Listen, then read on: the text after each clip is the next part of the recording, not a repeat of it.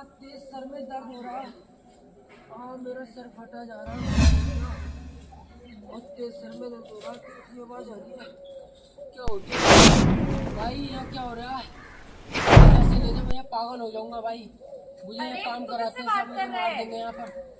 मुझे मारने की साजिश रची जा रही है मुझे। अरे यहाँ कोई नहीं, तू बात किससे कर रहे है? के साथ जाऊंगा। मेरा अरे वहाँ कोई दोस्त नहीं है तेरा। मेरा दोस्त मुझे तूने परेशान करके रखा है, इधर आ जा तू। मैं उसके साथ जा रहा हूँ। मेरा ये मन कर रहा है। वहाँ कोई नहीं है, वहाँ चल जा तू। बैठ जा यहाँ पे। मेरे सर में दर्द हो रहा है। एक्टर है वो। ओ कंचन, आई कहाँ रह गई? कंचन इतनी देर से आवाज लगा रही है, आई नहीं रही है। आती ही होगी, कुछ काम कर रही होगी अपना। क्या कर रहे हैं आप लोग? मुझे मारना चाह रहे हैं क्या? नहीं नहीं, मुझे क्यों देख रहे हो? नहीं देख रहे हम आपको। मुझे आप पर शक हो रहा है। नहीं, हम आपसे कोई बातें नहीं मेरे कर बारे रहे। में साजिश है, मुझे मारना अरे खाना चाहते हैं, क्या हो गया? मारना चाह रहे हैं मुझे। तुझे क्यों मारेंगे वो लोग? नहीं, मुझे देख रहे हैं, मेरे ऊपर साजिश है। अरे तू इधर आ जा, तू मुझे मारना चाह रहे हैं। तुझे नहीं मारेंगे, तू इधर आ जा। मार हाँ, एक जगह बैठ। देखा आप लोगों ने, ये तो कोई भूत प्रेत का चक्कर लगता है किसी ने इसमें जादू टोना करा है। इसे तो बाबा के पास ले जाना चाहिए, इसे तो घर में बंद करके रखना चाहिए, इसे तो घर से बाहर ही नहीं निकलने नहीं, मुझे यहाँ से जाने दो, मुझे जाने दो। हाँ सही कह रहे हो, मुझे ये सब बाबा को दिखाना ही पड़ेगा। मैं क्यों नहीं जाऊँगा? आजा, तुझे आज तेरे दोस्त के पास लेके चलती हूँ। हाँ, दोस्त के पास कहाँ लेके पर है दोस्त मेरा? कहाँ पर है वो? मुझे ले जाओ, मुझे यहाँ से जाऊँगा। बाबा जी नमस्ते। प्रणाम बेटी, क्यों आना हुआ? देखिए मेरे भाई बड़बड़ा रहे, कह रहे हैं इसे कोई दोस्त है जब वहाँ मुझे कोई यहाँ से होता जाने नहीं है। दीजिए। क्या हुआ है कुछ आपको? नहीं हुआ बाबा, मैं ठीक हूँ, मुझे जाने दो। सब कह रहे हैं इसके अंदर भूत घुस गया। मुझे कुछ नहीं हुआ। मैं अभी इसका वो करना पड़ेगा। क्लीम क्लीम चामुंडा क्लीम चामुंडा छुआ। क्या चीज़ है ये? मुझे इसके जाने अंदर दीजिए। एक प्रेत आत्मा है बेटी। कुछ नहीं है, कंचन यहाँ से मुझे ले चल। इसके लिए विधि करनी पड़ेगी। जो मैंने तुम्हें सामग्री बताई है वो सारी शाम को इसकी विधि कर देना। अभी मैं इसका झाड़ फूंक कर देता हूँ। ये मुझे मार देंगे, ये मुझे मार देंगे कंचन। मुझे कोई नहीं मारेगा, तो ठीक हो जाएगा। ठीक है बेटी, जाओ दक्षिणा नहीं नहीं नहीं, ये गलत है। नहीं नहीं नहीं, ये गलत फहमी है, ये एक मिथ्य है। बाबा के पास जाने से कोई बीमारी सही नहीं होती। कभी भी आपके पास ऐसी परेशानी हो, ऐसे सिम्टम्स आए तो उसे डॉक्टर के पास ले जाइए, उसका ध्यान रखिए। बाबा के पास ले जाना, जादू टोना करवाना उसका इलाज नहीं है। अब मेरी सहपाठी इसके और सिम्टम्स बताएगी आपको। जी हाँ, सही कहा इस व्यक्ति ने। ऐसे समय पर आपको किसी बाबा के पास नहीं जाना है, आपको सीधे डॉक्टर के पास आना है। जैसे इस व्यक्ति में आपको लक्षण दिखाई दिए, मैं आपको इसके और लक्षण बताऊंगी।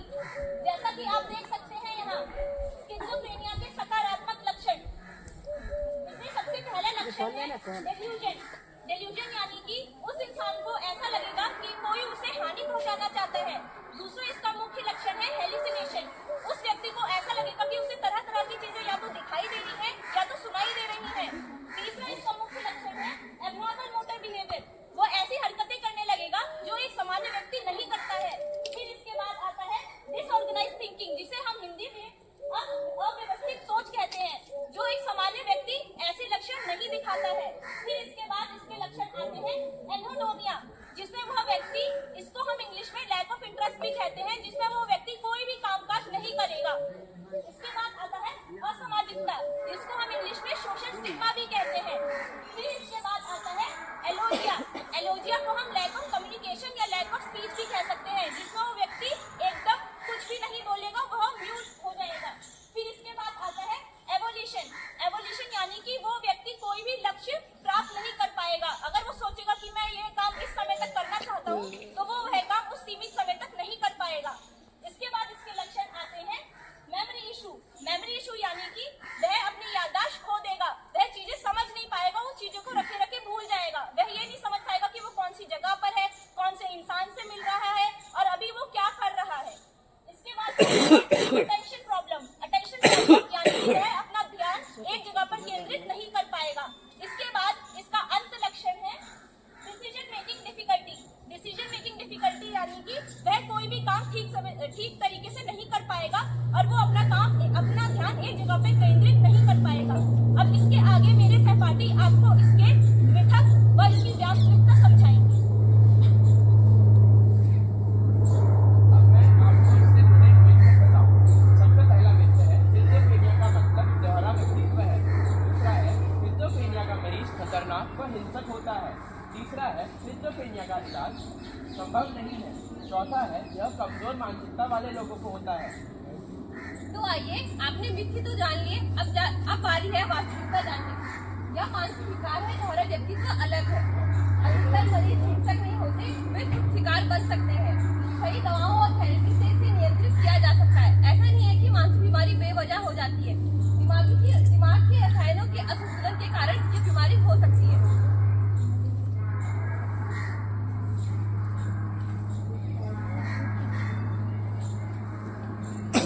अगला दृश्य।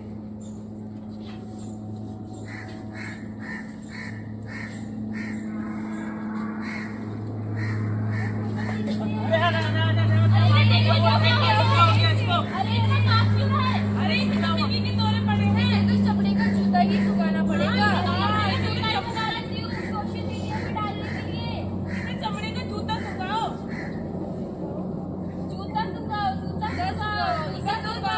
जूता सुखाओ। नहीं नहीं नहीं, ये गलत फहमी है, ये एक मिथ्य है। जूता सुंघा के किसी का मिर्गी का दौरा कैसे सही हो सकता है? तो एकदम सरासर गलत फहमी है। कभी भी किसी को मिर्गी आती है उसे खुला छोड़ दे, उसे ठीक से रखें। उसके आसपास कोई भी हानिकारक वस्तु हो तो उसे हटा दें। अगर किसी को बार बार मिर्गी आ रही है तो उसे डॉक्टर के पास ले जाए। ऐसी गलत फहमियां ना दोहराए। जूता चप्पल सुंघा के कुछ नहीं होता।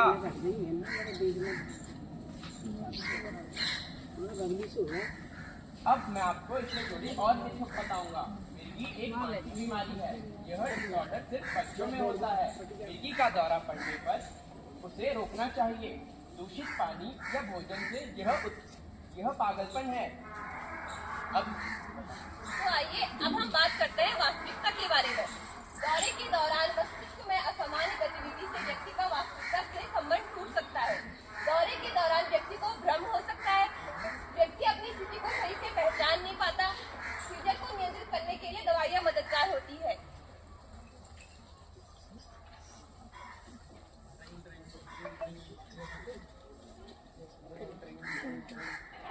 हम किसी गार्डन का किसी कहाँ रहती है? मैंने बुलाया था। हेलो, और मैं तुमसे एक बात बताना चाहता हूँ। अब हम तुम्हारे बीच साथ नहीं रह सकता। मजाक मत करो यार। नहीं, मैं तुम्हारे साथ नहीं रह सकता। कल मेरी शादी है, मैं जा रहा हूँ। हट जाओ। नहीं, ऐसा नहीं कर सकते। मैं तुमसे बहुत प्यार करती हूँ। नहीं, मुझे हट जा। मुझे छोड़ के नहीं जा सकते। तुम तो मैं तुमसे बहुत प्यार करती हूँ। तुम मेरे बहुत खुशहाली हो। नहीं, ये ऐसा नहीं हो सकता। मैं तुमसे बहुत प्यार करती हूँ। आ गई कल मुही अपने मुंह का लगा रखे। बोला था ना उसके चक्कर में मत पड़। नहीं, मुझे वही चाहिए। 1 साल बाद। कितना टाइम हो गया? 1 साल हो गया तेरा रिश्ता टूटे हुए उसके साथ। उसके बावजूद भी तेरा किसी चीज में ध्यान नहीं लगता। ना तू किसी चीज में ध्यान दे सकती है, ना तेरे को खाना टाइम पे खाती है। तूने तो सारे रिश्ते नाते ही तोड़ दिए। हम तेरे कुछ नहीं लगते।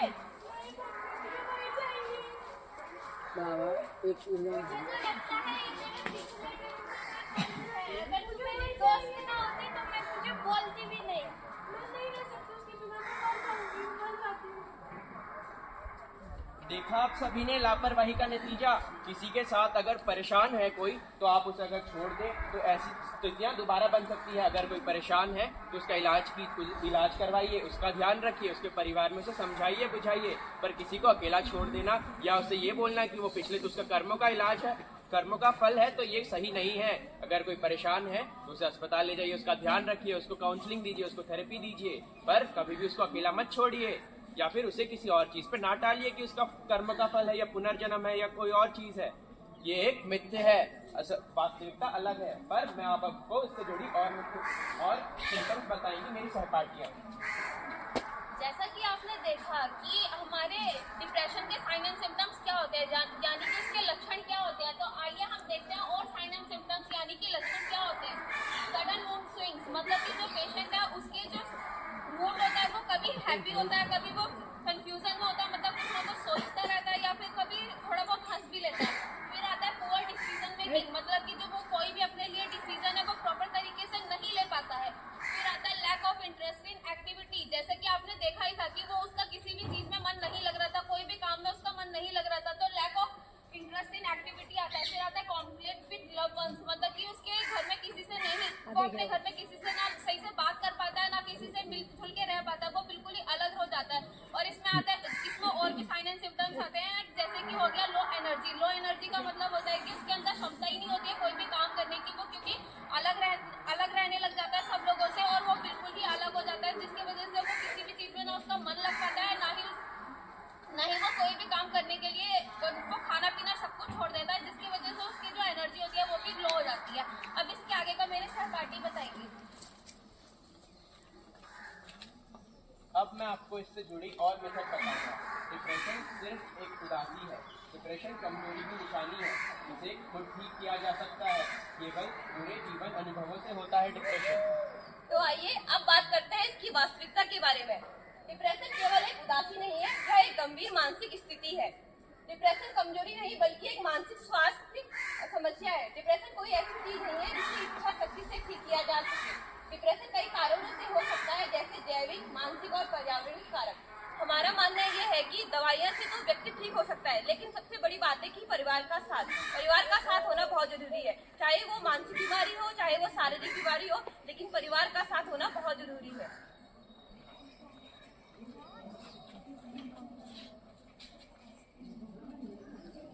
अगला दृश्य।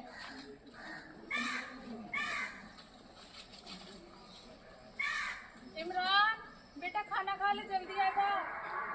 इमरान देखिए, इमरान का पापा ये सुन नहीं रहा, क्या हो गया?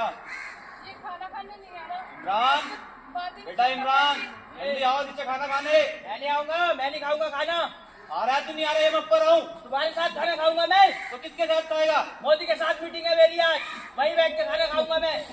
तू आ जल्दी नीचे आ जा, वरना मैं ऊपर आ मैं नहीं जाऊंगा। आऊंगा। अरे आजकल ये बहुत परेशान करने लग गया है, इसको तो बांध के रखना पड़ेगा। लाओ रस्सी लाओ, इसको बता दो इसकी अकल दिखाने लगाता हूँ मैं आज। बहुत हो गया इसका। जब 4 दिन इसको खाना नहीं मिलेगा ना, इसकी अकल ठिकाने आ जाएगी। लाओ बादो से। तुम जानते नहीं, सबको फंसवा दूंगा मैं। बहुत ऊंचे ऊंचे सब बात है मेरी, छोड़ दो मुझे, जाने दो। इसको 1 हफ्ते तक खाना मत देना, कमरे बंद कर दो इसे। नहीं नहीं नहीं, ये एक गलत फहमी थी, ये एक मिथ्य था। आप सभी ने देखा, अगर कोई परेशान हो रहा है, कोई सिम्टम्स दिखा रहा है, कोई ज्यादा हाइपर एक्टिव है, तो उसे बांधना या उसे खाना देना उसका उपचार है? नहीं, ये एक गलत फहमी है। अगर कोई ऐसा कर रहा है तो उसे डॉक्टर के पास ले जाइए, उसे समझाइए बुझाइए, पर मारना पीटना और खाना ना देना इसका इलाज नहीं है, ये एक मिथ्य है। अब मैं आपको इससे जुड़े और मिथ्य बताऊंगा। मानसिक बीमारी कुछ नहीं होता, लोग बस ढोंग करते हैं। ऐसे लोगों को मार पीट कर ठीक किया जाता है।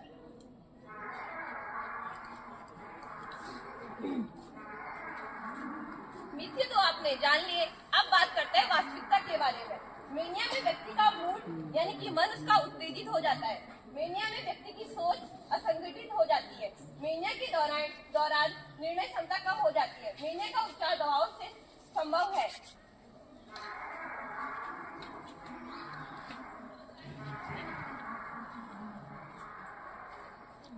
तो जैसे कि आपने दृश्य में देखा कि मेनिया किसे कहते हैं और इसमें व्यक्ति के अंदर क्या क्या लक्षण आते हैं। अब मैं आपका ध्यान इसके अन्य मुख्य लक्षणों पर केंद्रित करना चाहूंगी, जिसमें पहला है डिक्रीज स्लीप रेट, यानी कि जो व्यक्ति इस बीमारी से जूझ रहा होता है वो पूरी तरीके से सो नहीं पाता, नींद नहीं लेता, उसे निद्रा नहीं आती।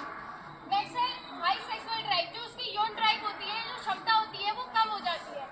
अगला है इम्पल्सिव बिहेवियर, वो हमेशा गुस्से में रहता है, उससे किसी भी काम के लिए बोला वो पूरी तरीके से ढंग से उसे नहीं करता है, हमेशा एंगर शो करेगा या फिर गुस्से में रहेगा। उसके बाद है मोर टॉकेटिव देन लिसन, जैसे कि आपने अभी देखा कि वो कितनी बड़ी बड़ी बातें कर रहा था, तो ये भी एक मुख्य लक्षण होता है हमारे मेनिया का, जिसमें वो जरूरत से ज्यादा बातें करता है और इतनी बड़ी बड़ी बातें करता है। उसके बाद है इरिटेबिलिटी, हमेशा आप किसी भी काम के लिए उसे बोलेंगे वो हमेशा चिड़चिड़ापन दिखाएगा, चिड़चिड़ा रहेगा।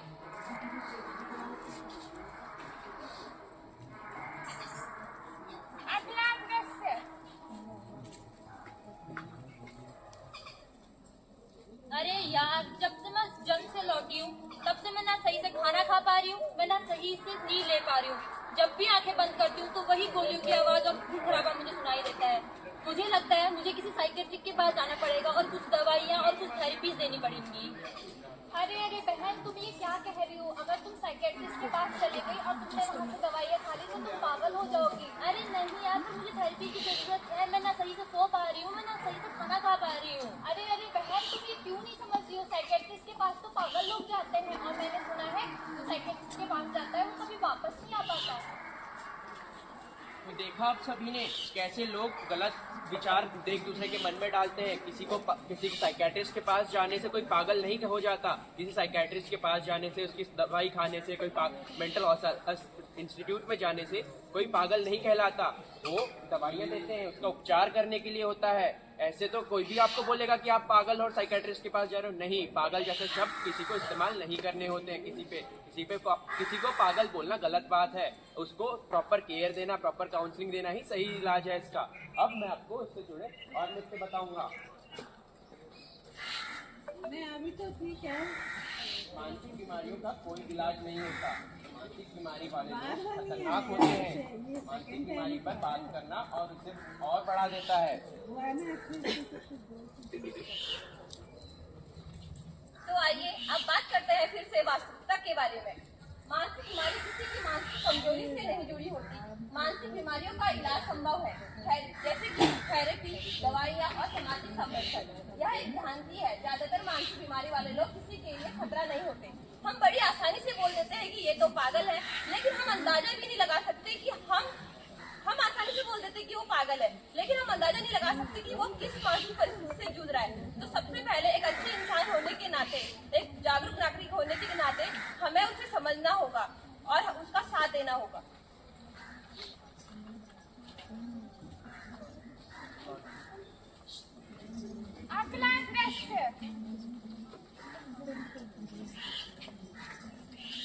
क्या है ये मानसिक बीमारी? इधर देखो, मानसिक बीमारी क्या होता है? Depression, anxiety.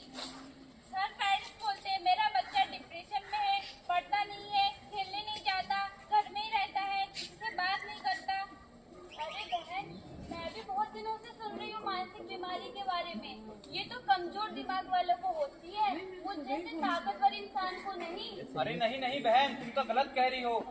मानसिक बीमारी तो आनुवांशिक, जैविक तथा पर्यावरणिक कारणों से होती है।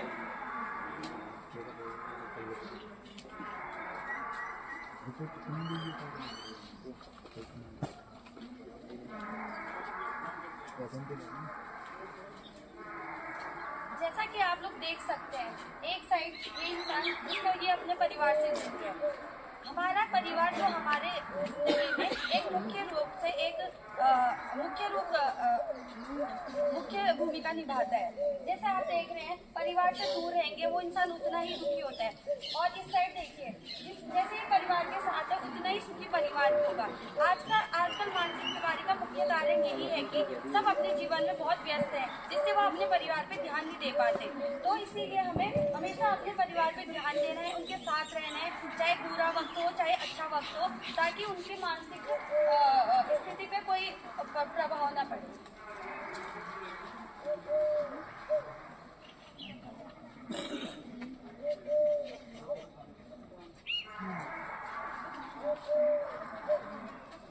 तो देखा आपने, ये थे कुछ मिथ्य और वास्तविकताएं हमारे मानसिक रोगों को लेके।